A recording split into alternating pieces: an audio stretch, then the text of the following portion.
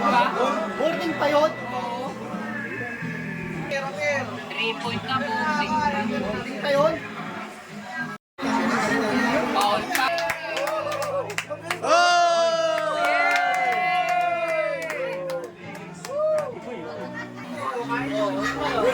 Anis!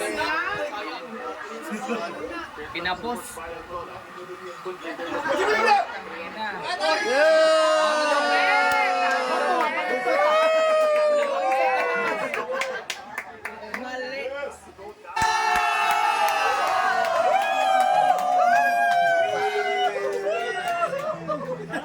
Muntik pa mawala yung bola. Tangin na. Hey, man! Talo. Malungkot na, malungkot. Bullshit. Talo! Talo! Mapagod yung mga... Talo! Talo! Malungkot na naman.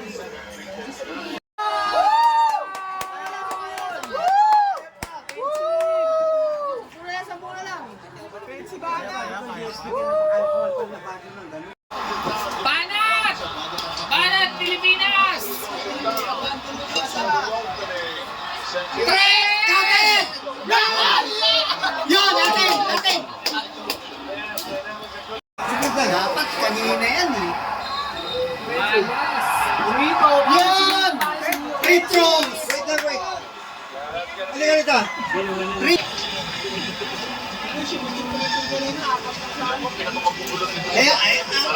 Ang sportman's land. Yan, si Nico eh. Si Nico yan. O yan, bilisan mo dyan. Good evening guys.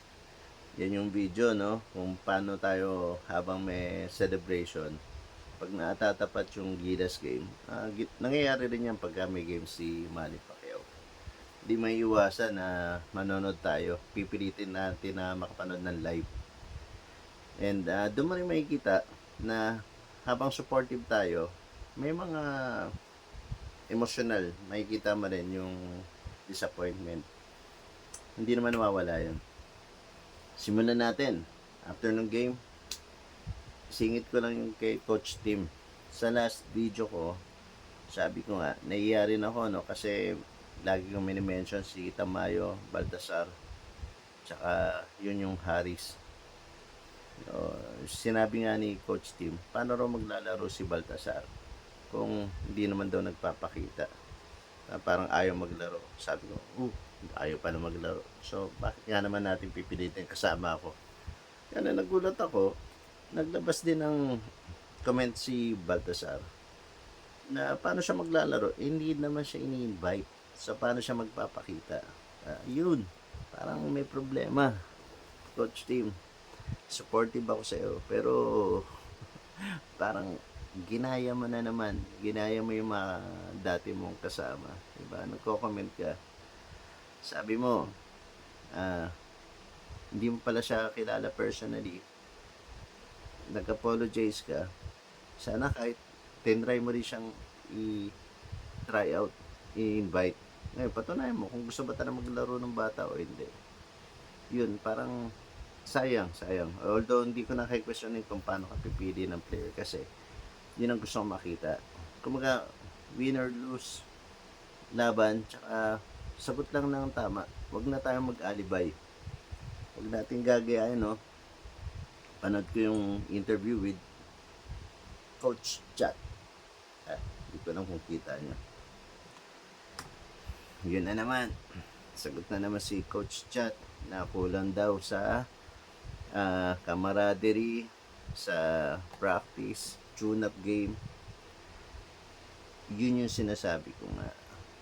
Alam mo, yung difference, galit na galit ko yung nagpupunta yung mga players natin sa Korea, sa Japan, sa Europe, sa States. Pero, bakit pag kami ko lang Gilas, sila yung unang-unang sumasagot na parang ready. Samantalang ang PBA players, nako, hindi makuha dahil nga may game ang PBA. Okay? Tapos, yun pa rin ano? may sinabi ka na ano pa, may sinabi ka pa na i-increase natin daw yung ano nung naturalized player. Guys, ang dami nating bata na pwedeng i-develop. Di ba? Bakit ko-concentrate tayo sa naturalize? Dapat hindi na. Kasi marami tayong pwedeng i-develop na malalaki. Pagka no bearing, bigyan natin ng break. Siguro naman pro coach ka. Pro coach kayo.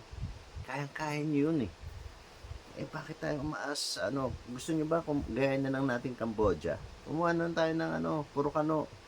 Mag-concentrate na lang tayo sa naturalize. Huwag na tayo mag-develop ng player. Diba? Parang, ako kung gusto natin mag-compete, lalo na sa World Basketball, gusto natin pumasok na Olympics. Sa Southeast Asia, whether maglagay sila ng 5 naturalized, kagaya ng ginawa ng Cambodia, pilitin natin tapatan. Ma-challenge tayo. Yung locals lang natin, ma-challenge tayo. Yung PBA, yung mga field foreigner natin, dun lang tayo. Di ba? Labanan natin sila, tapatan natin sila. Kasi, nata-dominate natin yung Southeast Asia eh. Kumbaga, alam naman natin na hindi ganun kahilig yung mga yan sa basketball. Okay, may naglalaro dyan sa US din, sa NCAA. So, magaling. Pero gusto natin mag-compete eh. Bakit tayo matatakot sa kanila? Alam naman natin na mas malakas yung mga nasa Asian Game sa Southeast Asia. So, kung gusto natin ma-dominate yung Asian Games, dominate natin Southeast Asia. Huwag natin katakutan. Diba? Takot tayo sa mga imports. Gusto natin kumuha ng imports. Ano mangyayari? Sana Team USA na lang tayo. Diba? Takot tayo eh. Ayaw natin i-develop yung mga locals natin. Parang yun yung hanggang sa wala ka na, napalitan ka na as coach, ganun pa rin yung sagot. Yun yung dapat di ka na nagpa-interview eh. Di ba? Hindi na dadagdagan yung yung chemistry na naman, etc. Chemistry. Ito, may sinusulat ako rito eh. Kung makikita mo kasi, pag pinanood mo yung Gilas, parang laging force and play. Sabi ko nga nung last video ko eh, ibigay mo kay Clarkson yung bola. Bahala ka sa buhay mo. Kasi yun yung nangyari. Instead na may makita ka na magro-rotate si Clarkson, mau-open yung ibang guards natin, o mau-open yung malaki, titira si Clarkson, mau-open yung sentro na natin sa ilalim. Ganun sana eh. Hindi eh. Parang, Clarkson, bahala kang gumalaw. Okay.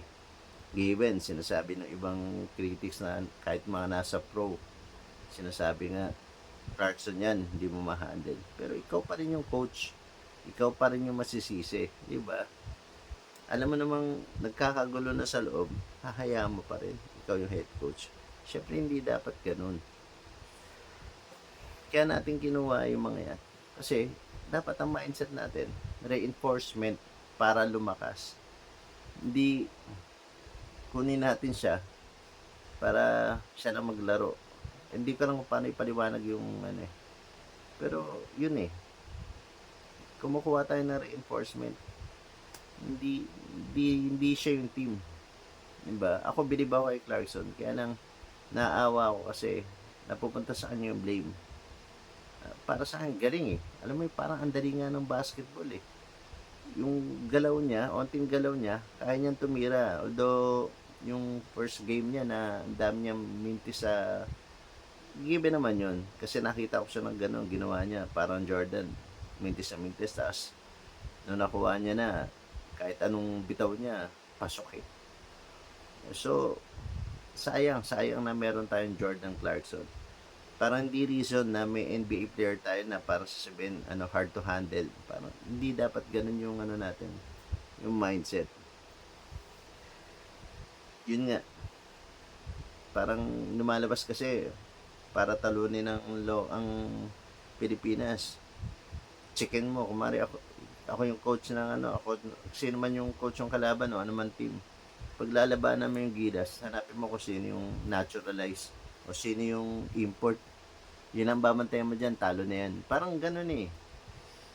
Dapat magkaroon ng play. Although, nakita ko naman sa mga ibang games ng Gilas yun eh, na ikaw rin ang coach. Nangyayari naman yan eh.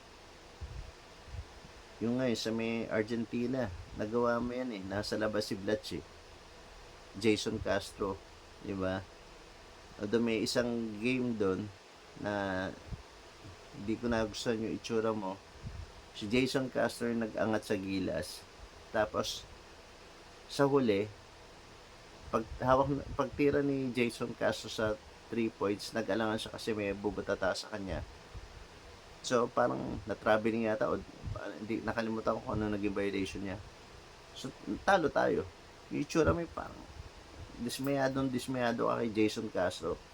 Tapos, nakapokus yung camera kay Jason Castro, parang hiyang-hiya siya. Ako naawa ko kay Jason Castro. Dapat hindi ganun. Suporta mo yung player mo. Hindi yung parang dinagdagan pa ng sisi yung bakit? Ganun. Bakit si Jordan Clarkson hindi mo magawang kontrolin? Parang, oh, Jordan, ano ka lang, relax ka lang. Parang kahit puro parang, no? Kasi, ano eh, pwede talaga tayo mag-compete. Diba? Nakikita naman natin eh, kung paano mag-compete yung Gilas ngayon. Iba na yung level talaga. Kaya siguro, ganun ka dismayado tayo. Kaya nga ni Cardona sa PBA Motovlog. Hindi siya naniniwala yung sinasabi ni Abando na hindi sumasama loob niya. Kasi nababangko siya. Tama yung sinabi ni Cardona. Unang-una, maliban sa sama loob mo, mababawasan yung kumpiyansa mo. Yun yung hindi ko alam kung bakit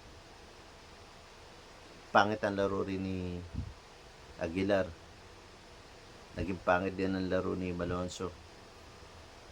Kasi si Malonzo, ilang beses open na sa labas. Nakatingin siya kay Clarkson kung nasaan eh. Kumbaga yun yung obvious eh. Di ba? Kung ikaw yung defender, tsaka ikaw yung coach ng kalaban, huwag mong bantayin niya kasi hinahanap lang si Clarkson. Hindi titira yan. Parang, lagyan natin ng unting spice yung mga locals natin. Bigyan natin ng magandang play. Huwag tayo nagko-concentrate sa isang player. Diba? Huwag natin i-force lagi yung laro na bahala ka sa sarili mo. Lagyan natin ng play na ma-open yung mga guards natin. Ma-open yung mga nasa ilalim natin. Ma-open si John Marpajardo na one-on-one lang yung gagawin niya. Hindi yung nakadumog lahat ng player sa kanya kasi wala naman tumitira sa labas. Sabi nga ni James Yap pa sa interview with PBA Moto Club din, yung height tsaka yung pagiging athletic ng kalaban, yun na naman eh, diba?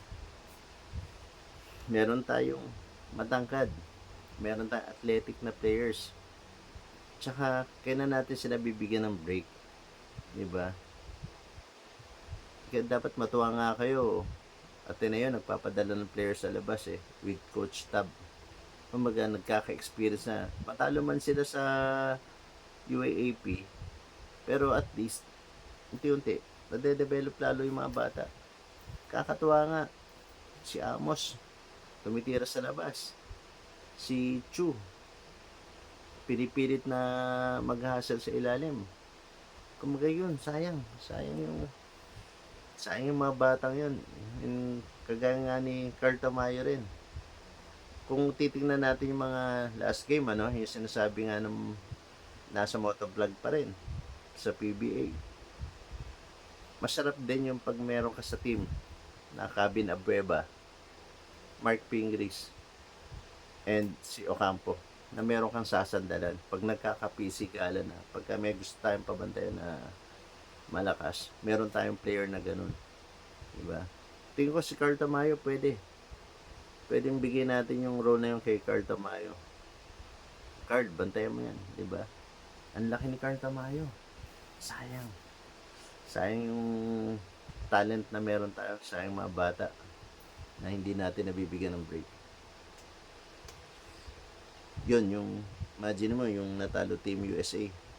Team USA yun, may nagbabash pa, nakano. Bakit daw small ball? US na yun.